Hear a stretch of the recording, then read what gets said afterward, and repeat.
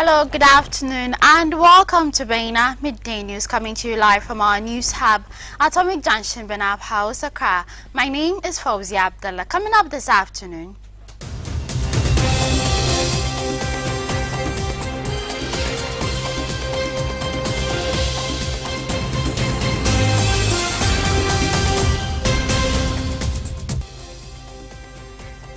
Achim Swedru MP urges colleague Kwame A+ to withdraw his petition seeking the removal of Abena Osei Asare as chair of the Public Accounts Committee, describing move as misguided.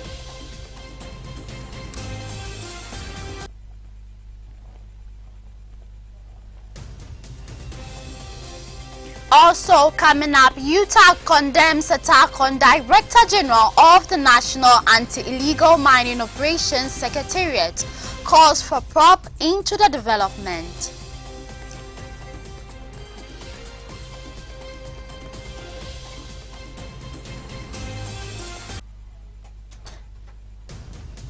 And on the international front, Mali's military leader speaks for the first time amid country's escalating fuel crisis.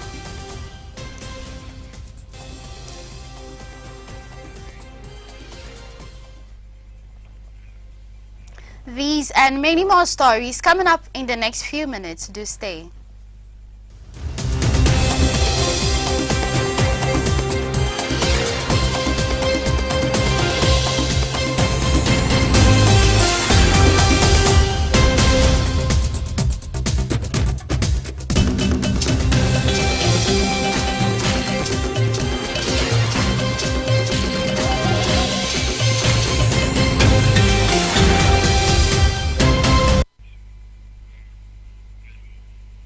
You're welcome back. You're watching Baina Midday News, and we're streaming live on Facebook and on YouTube at Baina TV. Now to our very first story. The Member of Parliament for Achim Swedru, Kennedy Osei Nyako, has urged his colleague Kwame Asare Obeng, also known as A+, to withdraw his petition seeking the removal of Abena Osei Asare as chairperson of the Public Accounts Committee, describing it as misguided and procedurally flawed. A+, who represents Gomoa Central, filed the petition to the Speaker of Parliament, Alban Bagbin, on Tuesday, November 4th, 2025, arguing that Abena Osei Asare's role as PAC chair constitutes a conflict of interest, since the issues currently before the committee occurred during her tenure as Deputy Minister of Finance. In a Facebook post responding to the petition, Member Swedru Osei Nyako cautioned that the Speaker lacks the authority to remove any Member of Parliament from committee. He explained that such decisions can only be made by the leadership of the caucuses through the Committee of Selection. In his petition to the Speaker, A+ argues that the continued leadership of Abena Asare, who previously served as Deputy Minister of Finance, compromises the credibility and impartiality of the committee. He said a close ties to the Ministry of Finance during the tenure of former Minister Ken Ofori-Atta raises questions about her ability to ensure accountability and transparency. But the Achim Swedru MP says A+ should take his time to learn parliamentary rules and procedures properly. He should understand that not even the leader of government business can remove an MP from any committee. He further described the petition as, quote, dead on arrival, urging A+ to withdraw it to avoid public embarrassment. Mr. Osei Nyako added that if A+ believes the Public Accounts Committee chair has acted inappropriately, he should invoke the relevant standing orders rather than call for an action outside the Speaker's mandate. He concluded by emphasizing the need to respect parliamentary procedures and avoid actions driven by, quote, political bravado that could undermine the institution's dignity. Moving on, the University Teachers Association of Ghana has strongly condemned the reported attack on the director of the National Anti-Illegal Mining Operations Secretariat and his team in Hwidiem in the Ahafo region. In a statement issued on November 4, 2025, UTAG described the incident as a direct assault on Ghana's collective fight against illegal mining, warning that such acts threaten the nation's environmental and developmental integrity. Reacting to reports linking the Member of Parliament for Asutifi North, Ebenezer Kwekweadu, to the attack, UTAG said it was deeply troubling that such conduct could emanate from a duty barrier entrusted with upholding the law and protecting national interest. The association lamented that the developments reflect entrenched political interference, impunity, and elite complicity that continue to weaken Ghana's anti-Galamsey campaign. According to the association, illegal mining has inflicted irreversible damage on the country's water bodies, degraded fertile lands, and endangered public health and food security. As academics, researchers, and citizens committed to sustainable development, we cannot remain silent in the face of this existential threat. The association called for independent and transparent investigation into the incident to ensure that justice is delivered without fear or favor. UTAG also urged Parliament and political parties to denounce actions that embolden environmental lawlessness and to demonstrate leadership by upholding environmental protection laws. Reaffirming its national advocacy against Galamsey, UTAG noted that over 7,000 university lecturers and researchers are mobilized under its initiative to promote scientific, legal, and civic solutions for environmental restoration and good governance. The association further encouraged citizens, traditional leaders, and civil society organizations to collaborate with state agencies in safeguarding the country's ecological resources and ensuring accountability. It says the fight against illegal mining is not a partisan battle, but a moral and generational responsibility. The survival of our rivers, forests, and communities is inseparable from the survival of the Ghanaian nation itself. UTAG concluded by calling on all political leaders, traditional and institutional, to rise above partisan interest and take decisive action in defense of the environment, justice, and national dignity. Meanwhile, the MP for Asutifi North, Ebenezer Kwekweadu, has been granted bail of 150,000 Ghana cedis with one surety to be justified after appearing before a court on Tuesday, November 4, 2025. He is required to report to investigators bi-weekly and has been restricted from leaving the Greater Accra region without prior notice to authorities. The MP faces provisional charges of assault on a public officer, unlawful damage, and rioting with weapons in connection with the Redeem attack.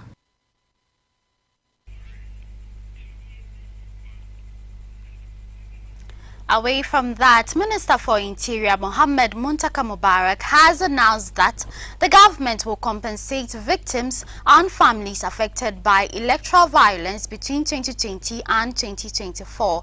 Speaking at a press briefing in Accra, Muntaka Mubarak said the decision follows findings from a special investigation task force established by the Inspector General of Police under the Criminal Investigations Department.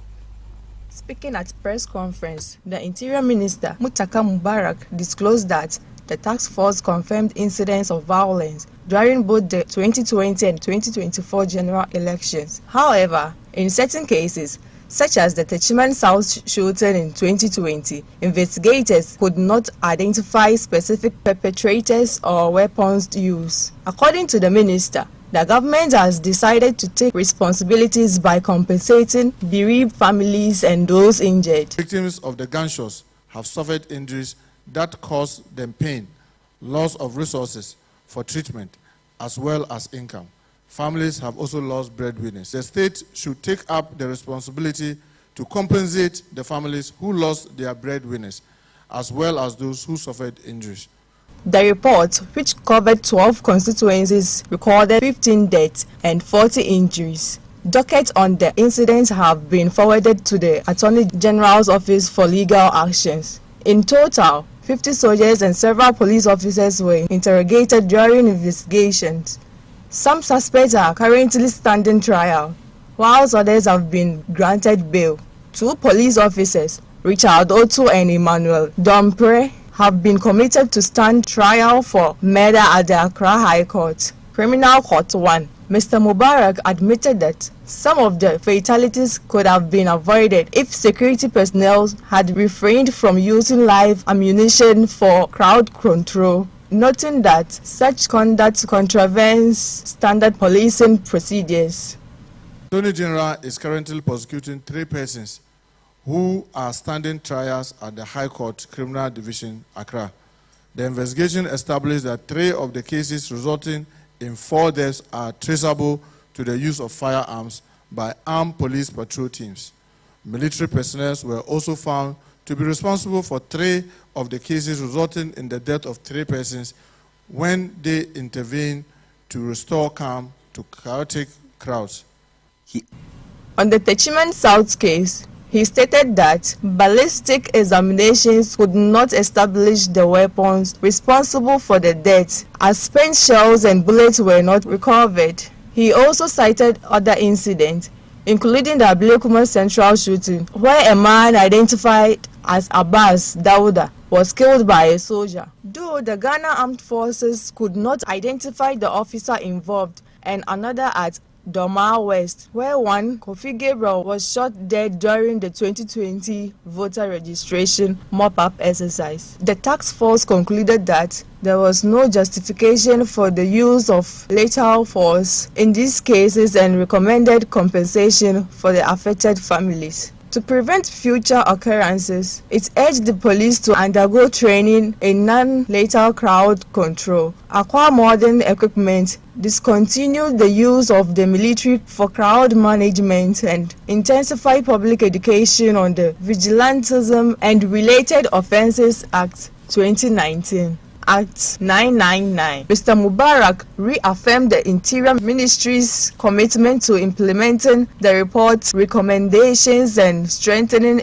interagency collaboration to ensure peaceful and secure elections in the years ahead. You're still watching Baina Midday News. We'll be back with more stories after this break. Do stay.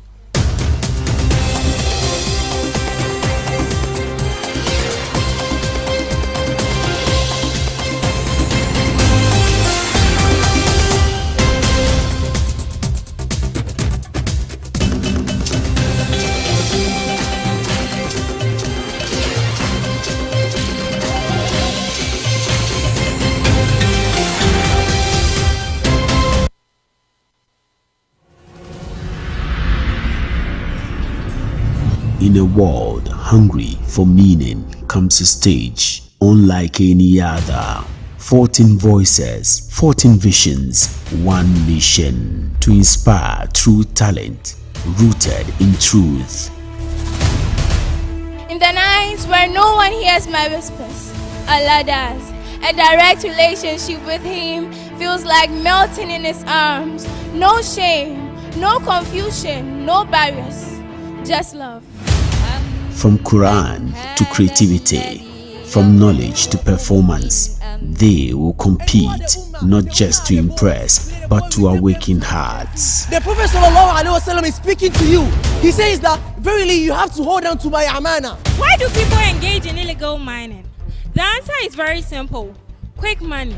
The youths out there are jobless and therefore see illegal mining as a way to escape poverty. I am Hamida Hussein. I am a wife, a mother, a teacher, a student, and a Muslimah. And I'm not yet done. Every child, especially the girl child, should be given that opportunity to seek both Islamic and secular education. They will be mentored by scholars, artists, and visionaries. But in the end, only one will rise. This fall, the world will witness the power of faith, art, and passion combined. This is the Show, showing Fridays at 8 p.m. only on Baina TV.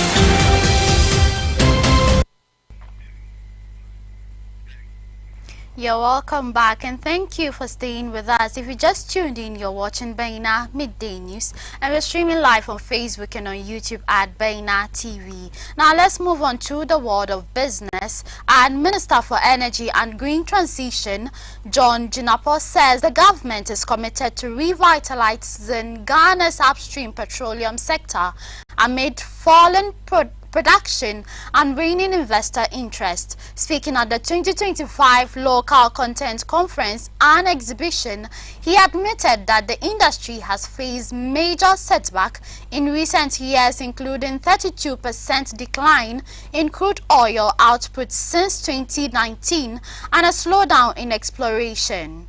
Speaking at the 2025 Local Content Conference and Exhibition, Minister of Energy and Green Transition, John Jinapor, assured stakeholders that government is implementing decisive reforms to restore investor confidence, boost exploration activities, and strengthen local participation in the petroleum value chain. Mr. Jinapor explained that the interventions, part of President John Dramani Mahamat's reset agenda, include regulatory streamlining, fiscal incentives, gas development initiatives, and renewed emphasis on local content to stimulate sector-wide growth.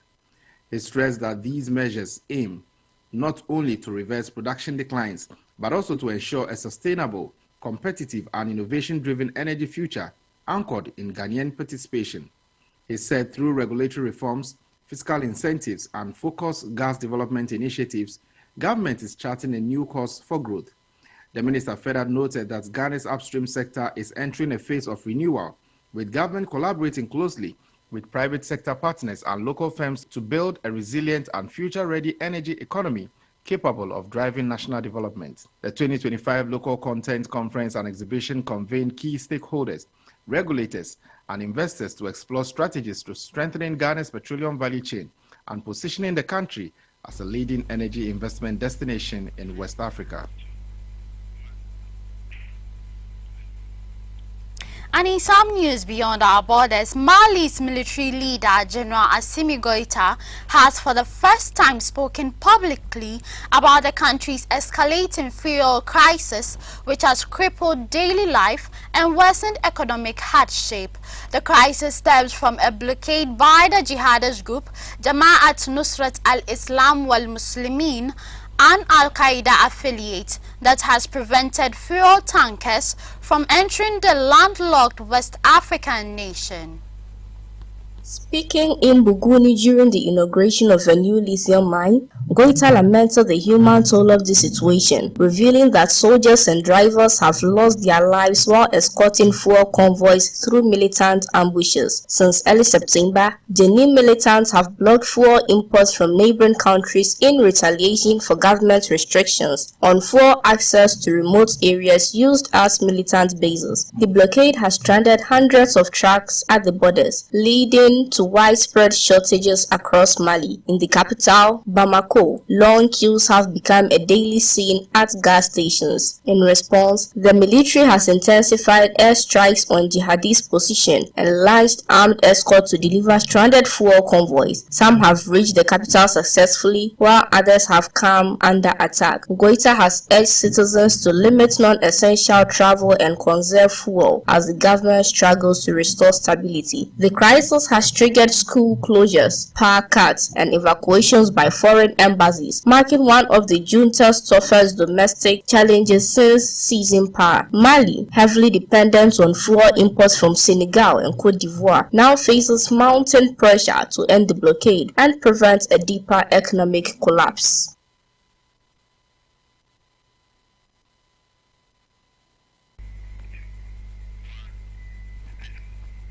And in the world of sports, Liverpool secured a narrow 1-0 win over Real Madrid in the Champions League, with Alexis Mac Allister's powerful header in the 61st minute proving the difference. Former Liverpool star Trent Alexander-Arnold made his first return to Anfield since departing in the summer, coming on for Madrid in the 81st minute to loud boos from the home supporters. Despite the loss, Real Madrid goalkeeper Thibaut Courtois delivered a standout performance, pulling off 8 crucial saves